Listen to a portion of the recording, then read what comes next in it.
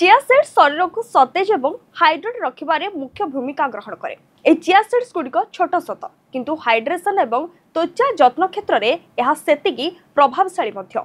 विभिन्न लोक भिन्न भिन्न प्रक्रिया रे यहाको ग्रहण करिथांती, किंतु आज आमे आपनको किछि बेस्ट उपाय कहबो जहाँ माध्यम रे आपण चिया सीड्स खाइले यह आपनको अधिक रु अधिक लाभ देइथाय। तेरे सबुठु बेस्ट उपाय होछि यहाको राति रे पानी रे भिजाई रखिदेबे, सकाळ उठी खाली पेट रे फुलिथिबा चिया सीड्स खाइबे।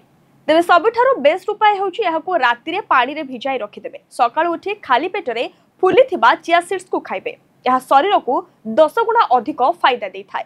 यह हालुका सतेज और आपनक शरीर को ठंडा रखे। एथि सहित गोटे चमच चिया सीड्स नहीं एक ग्लास रे 15 रु 20 मिनिट पर्यंत रखंतु। एथिरे किछि बुंदा लेंबू रस चिपुड़ी दियंतु किंबा किछि पुदीना पत्र मिसाई खांतु। डिहाइड्रेशन रोकिबा पई एहाकु सकाळ किंबा सारा दिन पियंतु। एहा आपनक देह को फुर्ती रखिबो।